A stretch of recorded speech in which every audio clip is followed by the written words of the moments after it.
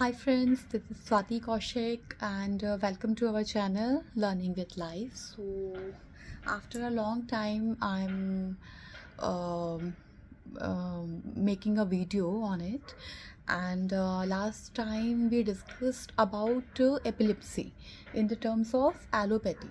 Modern medicine के term में हमने एपिलेप्सी को डिस्क्राइब किया था, लेकिन अभी last time I had discuss कि we will talk about Ayurveda, the role of Ayurveda in the prospect of epilepsy. So basically epilepsy allopathy में कोई भी टर्म हो, कुछ भी हो, कोई भी रीज़न हो, कोई भी कॉज हो, अगर फिट्स आ रहे हैं, कन्वर्जन आ रहे हैं, सीजर्स आ रहे हैं, तो उसको एज ए एपिलेप्सी ही ट्रीट किया जाता है. और इसकी जो मेडिकेशंस रहते हैं वो एंटी एपिलेप्टिक मेडिसिन पे ही रखी जाती है. लेकिन जब हम आयुर्वेद के टर्म पे आते हैं तो आयुर्वेद वर्क्स ना रूट कॉज. ठीक है, क्यों आ रहे हैं आपको प्रॉब्लम क्यों हो रही है, आपको फीवर आया क्यों आया, उसी तरीके से अगर सीज़र आया तो क्यों आया. तो आयुर्वेद में number of causes has been given. 14 से 15 टाइप है कॉजेज़ हैं जिनको बताया गया है कि इसकी वजह से एपिलेप्सी आती है. और फाइनल एक टर्म है जिसमें एपिलेप्सी वाकई एपिलेप्सी ही होती है. ठीक है, जैसे आपको लो ब्लड शुगर है, हाई ब्लड शुगर है, लो आपका सोडियम लेवल है, हायर सोडियम लेवल है, और इलेक्ट्रोलाइट इम्बैलेंस होगा है अगर, और इसके साथ अगर कैल्शियम की डेफिशिएंसी या कैल्शियम बहुत ज़्यादा हो चुका है बॉडी में, विटामिन B6 की डेफिशिएंसी से सीजर्स आते हैं, एनीमिया है तो सीजर्स आते हैं, अगर पेट में कीड़े हैं, वॉर्म्स हैं, तो भी सीजर्स आ सकते हैं, जो कि मेनली रहता है रीज़न. ठीक है, इसके बाद वात पित्त कफ अगर बिगड़ा हुआ है तो सीजर्स आते हैं. स्पेशली वात जब बिगड़ा होता है तो सीजर्स आते ही आते हैं, मतलब मोस्टली ऐसा ट्रिगर पॉइंट रहता है. इसके साथ अगर जॉन्डिस है, ठीक है, और कोई भी ब्रेन में अबनॉर्मलिटी है, कोई भी अगर इन्फेक्शन है, ट्यूमर है, और बहुत किसी को बहुत ठंड बर्दाश्त नहीं होती, किसी को बहुत गर्मी बर्दाश्त नहीं होती, तो भी सीजर ट्रिगर हो जाते हैं. गर्ल्स में मेंसेस के टाइम पे, लेडीज़ में मेंसेस के टाइम पे भी सीजर्स ट्रिगर होते हैं, और फीवर है तो ट्रिगर होते हैं. तो आयुर्वेद में एपिलेप्सी को एपिलेप्सी ट्रीट नहीं किया जाता, उसके कॉज को ट्रीट किया जाता है, तो एपिलेप्सी ट्रीट हो जाती है. तो कॉज पे वर्क किया जाता है और उसके बाद आपका एपिलेप्सी ट्रीट हो जाता है और मेडिसिन एज पर दिए जाते हैं. बहुत धीरे वर्क करता है आयुर्वेद, लेकिन काम रूट कॉज पे करता है. ठीक है, या आई फॉरगेट टू मेंशन कि अगर कॉन्स्टिपेशन है तो भी सीजर ट्रिगर होता है, अगर डायरिया है तो भी सीजर ट्रिगर हो जाते हैं. ठीक है, तो number of reasons are there, किसी भी एक वजह से सीजर ट्रिगर हो सकता है. ठीक है, अभी वात पित्त कफ क्या है कि जनरली हम सब ने सुना होता है कि आयुर्वेद में हमारी बॉडी 3 टाइप्स में डिवाइडेड किया जाता है, प्रकृति को, बॉडी को.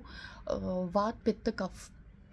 तो वात मतलब जिसमें बॉडी में बहुत वात बढ़ा हुआ है, ठीक है, बहुत दर्द है, जिनकी बॉडी में बहुत पेन रहता है, डेफिनेटली उनका वात बढ़ा रहता है. ठीक है, और मोस्टली उनकी बॉडी बहुत बहुत ऐसी, मतलब कहना चाहिए श्रिंक रहती है, उनकी बॉडी श्रिंक रहती है. और वातज मतलब वात अगर बढ़ जाए तो सीजर्स ट्रिगर हो जाते हैं. अच्छा, 3 मेजर डिफरेंस है इन सीजर्स में भी, इन अगर आयुर्वेद की दृष्टि से अगर हम देखें तो वात पित्त कफ के जो सीजर्स आते हैं तीनों अलग टाइप के होते हैं. जो वात का सीज़र आएगा वो छोटे छोटे ड्यूरेशन के होंगे, 5 second, 10 second, 30 seconds, less than 1 minute, मतलब लेस देन 50 सेकेंड्स और लेस देन 60 सेकेंड्स रहते हैं वो सीजर्स. और उसमें बॉडी स्टिफ हो जाती है, एंड समटाइम्स आपके मुंह से सलाइवा आता है, समटाइम्स नहीं आता है, लेकिन कॉन्शियसनेस जल्दी आ जाती है उसमें. उन सीजर्स में कॉन्शियसनेस जल्दी आती है, जो पेशेंट होता है वो जल्दी कॉन्शियस हो जाता है. जो पित्त का सीज़र रहता है, जिसमें पित्त अगर आपका बिगड़ा है, तो अगर सीज़र आ रहा है तो उसमें जो आपकी मुंह से झाग आएगा वो थोड़ा येलोइश टोन में आता है. ठीक है, आंखें लाल हो जाती हैं. ठीक है, ये एक तरीके का सीज़र है. और जो कफ का सीज़र होता है जो मेन रहता है वो कफिश, जो जिसका कफ बिगड़ा हुआ है अगर बॉडी में, तो वो सीज़र जल्दी नहीं आएगा। लेकिन जब आएगा तो उसमें कॉन्शियस होने में जो भी पेशेंट है उसको लंबा टाइम लग जाता है कॉन्शियसनेस आने में। जो कफ का सीज़र रहता है जिसमें झाग बहुत आता है, मुंह से सलाइवेशन आती है, और वो वाइटिश टोन में रहता है। ये एक मेजर डिफरेंस रहता है। अगर हम नॉर्मली अगर कोई इंसान डिफ्रेंशिएट करने सके कि क्यों हो रहा है, सीज़र्स क्यों आ रहे हैं, टाइमिंग्स भी बहुत रहती हैं इनमें, ठीक है। तो इन सब का कंक्लूज़न मिलाकर आयुर्वेद डील करता है एपिलेप्सी को। तो बस एक और डिफरेंस मैं जो बताना चाह रही थी, और मैं आयुर्वेद को बहुत ज़्यादा प्रेफर कर रही हूँ, क्योंकि अगर एलोपैथी भी वर्क करता है, I am not against allopathy, definitely हम लोग ले रहे हैं तो डेफिनेटली एलोपैथी वर्क कर रहा है, बट समटाइम्स एलोपैथी वर्क नहीं करता, ठीक है। समटाइम्स रेजिस्ट हो जाती है हमारी बॉडी मेडिसिन एक्सेप्ट नहीं करती, वहाँ पे आयुर्वेद काम करता है। एलोपैथिक मेडिसिन फॉर आपका epilepsy, these medicines cause lots of side effects, dizziness, imbalance, most probably calcium कम हो जाता है बॉडी से, विटामिन डी कम होता है बॉडी से, और इसके साथ साथ ब्रेन एकदम स्लो हो जाता है, विच आई हैव ऑलरेडी डिस्कस्ड। ये सब चीज़ें रहती हैं। सीजर्स रुक जाते हैं, लेकिन ये भी कॉन्सिक्वेंसेस रहते हैं, और जैसे आपने मेडिसिन बंद किया वैसे सीजर्स वापस आ जाते हैं। आयुर्वेद का ये रोल नहीं है। आयुर्वेद में कॉज पे वर्क हो रहा है, बेसिक जो मेन रूट कॉज है उस पर वर्क किया जा रहा है। इसके साथ साथ आपको हील करने का काम किया जाता है। और जो आयुर्वेदिक मेडिसिन्स रहती हैं जो एपिलिप्सी के साथ डील करती हैं, एपिलिप्सी के लिए दी जाती हैं, वो आपके ब्रेन को स्लो नहीं करेंगी। वो जो एक तो सीज़र रोकने का भी वो धीरे धीरे काम करना शुरू करेंगी। दूसरा, आपके जो डैमेज हुआ है सीज़र आने पे, जो ब्रेन के सेल्स को डैमेज हो जाता है, अगर बड़ा सीज़र पड़ा है तो डेफिनेटली ब्रेन डैमेज हो जाता है, मेमोरी लॉस भी होता है। उतने टाइम के लिए बच्चा या जो भी पेशेंट है वो कॉन्शियस नहीं होता, उसको नहीं पता आसपास क्या हो रहा है। तो वो जो डैमेज हुआ है उसको वो रिपेयर करने का भी काम करती हैं। दैट्स वाई आई प्रेफर कि आप आयुर्वेद को देखें, आयुर्वेद को समझें, और हर चीज़ में, हर बीमारी में आयुर्वेद वर्क करता है। I am not against allopathy. Definitely allopathy और आयुर्वेद को अगर आप साथ में लेके चलें, दोनों के डॉक्टर्स से बात करें, और अगर करें ये काम हम, तो बहुत अच्छे रिजल्ट्स आते हैं, मैंने देखे हैं आते हुए।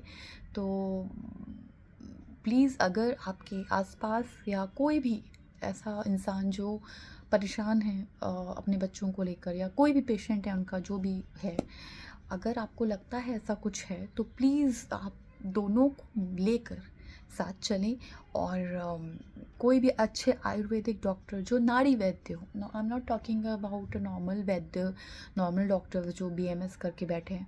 मैं अगेंस्ट किसी के नहीं हूँ, लेकिन उनको एक्सपीरियंस नहीं इतना होता जैसा मैं फ़ील कर पाई हूँ, या मैंने एक्सपीरियंस किया है अपने इतने ड्यूरेशन में, ठीक है। तो एक अच्छे, बहुत ऑथेंटिक जो वैद्य हों उनके पास आप जाइए। वो नाड़ी परीक्षण करते हैं। नाड़ी परीक्षण मतलब एक आपकी पल्स को चेक किया जाता है, जिससे उनको पता चलता है कि क्या प्रॉब्लम है पेशेंट के अंदर, और वो उसके अकॉर्डिंग वो डील करते हैं, और उसके अकॉर्डिंग वो आपको मेडिकेशन शुरू करते हैं, और ये वर्क करता है। आप नॉर्मली भी अगर आप एलोपैथिक ले रहे हैं और अगर आपको सीज़र आया, तो उस सीज़र के आने के बाद कोई सीज़र आना नहीं चाहिए, और जिस दिन वो सीज़र आया उस दिन से अगले 5 साल तक आपको वो मेडिकेशन चालू रखना पड़ता है। That is a rule of allopathy in terms of epilepsy. अगर आज सीज़र आया तो आज से लेकर अगले 5 साल तक हमें वो मेडिकेशन कंटिन्यू करना पड़ेगा। तो जब हमें कंटिन्यू वो करना ही है, तो उसके साथ अगर हम आयुर्वेदा जोड़ दें तो वो हम जल्दी हील होना शुरू हो जाते हैं। So this is my experience in terms of epilepsy, and definitely in next video I will definitely discuss about all other thing and all other prospects जो मैं कर रही हूँ, और जिससे फ़ायदा मिलता है और औरों को भी फ़ायदा मिलता होगा, ठीक है। अपार्ट फ्रॉम दैट, अगर इसमें हम्बल रिक्वेस्ट, अगर कोई भी आपके आसपास ऐसा हो जिसको इसकी ज़रूरत है, जिसको अवेयरनेस नहीं है, और अगर उनको ज़रूरत है तो प्लीज़ आप उनको उनके साथ डिस्कस करके उन्हें बताइए कि पॉसिबिलिटीज़ हैं चीज़ों की। क्योंकि एपिलेप्सी एक ऐसी चीज़ है जिसे जनरली पेरेंट्स छुपाने की कोशिश करते हैं, क्योंकि जनरली एपिलेप्सी को एक्सेप्ट नहीं किया जाता सोसाइटी में जल्दी, कि सीज़र आ रहा है किसी को तो उसको बहुत एक अशेम्ड वे में और बहुत ही अलग तरीके से देखा जाता है। तो पेरेंट्स भी बहुत नर्वस रहते हैं कि वो नहीं बता पाते किसी को कि ये प्रॉब्लम है हमारे बच्चे को और हम इससे डील कर रहे हैं। तो प्लीज़ अगर आप अपने पास भी अवेयरनेस रखिए कि कोई भी बच्चा या कोई भी पेशेंट आपको ऐसा दिख रहा है जो जिसको प्रॉब्लम होती है, तो उसको एक ऐसा एनवायरनमेंट दीजिए कि वो आगे बढ़ सके। जनरली पेरेंट्स का एक प्रॉब्लम रहता है, अगर बच्चों को एपिलेप्सी है या कोई भी न्यूरोलॉजिकल डिसऑर्डर है, कि वो सोशल गैदरिंग अवॉइड करते हैं। क्यों करते हैं?